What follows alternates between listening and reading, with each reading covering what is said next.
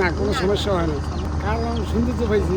পার্থক্য ঢাকা আমরা গরুর মাংস রাঁধি, আবার এই পোলাও পাক করি, ভাত রাঁধি, মাছ মুছ রাঁধি, কিন্তু এখানে হাঁসও রাঁধে, গরুর মাংস রাঁধে, আবার চালের রুটি।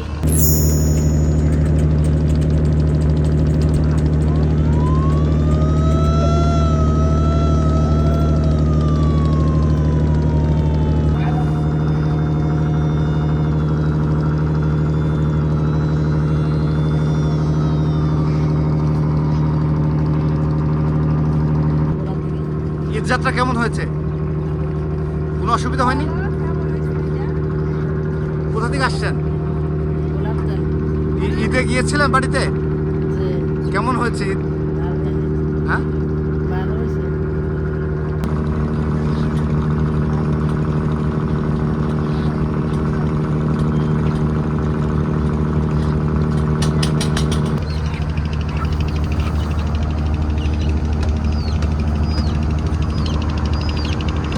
কোথা থেকে এসেছেন? ওই থেকে গোলাপ গোলাপ থেকে। গোলাপ বেত্তা থেকে আসছি। মানে কেমন হলো ঈদে এবার? সুন্দর হয়েছে। জি। মানে এই কোন রাস্তাঘাটে কোনো অসুবিধা হয়েছে? না, কোনো সমস্যা হয় না, কোনো সমস্যা হয় না। কেন এবার সমস্যা হয়নি? কারণ কি? কারণ সৌন্দর্য পাইছি, সুন্দর হয়েছে। তাই? ঢাকা করি আমরা, এইবারটা ভোলা করলাম। আচ্ছা, এই ফার্স্ট আমরা দেশে ঈদ করলাম, আমরা ঢাকা করি। তাহলে কেমন হলো এবার? এইবারটা সুন্দর হয়েছে। কারণ কি? এই ঢাকার থেকে ভোলা অনেক পার্থক্য। সব জায়গায় গরুর গোশ রুটি, আর আমরা তো ঢাকা রুটি করি না। আমরা ঢাকা পোলাও রাঁধি, ভাত রাঁধি, গরুর গোশ এইগুলা। যে ঢাকা যেই বাড়িতে গেছে এই বাড়িতে রুটি আছে, চালের রুটি। বলেন। চালের রুটি, হাঁসের মাংস, গরুর গোস্ত, রুটি, এগুলো সব বাড়িতেই আর কি তৈরি করে খাওয়াইছে আমাদেরকে। ঢাকা থেকে অনেক পার্থক্য, অনেক সৌন্দর্য লাগছে। তাই? আর ঢাকায় কি থাকে আর ওখানে কি পার্থক্য কি?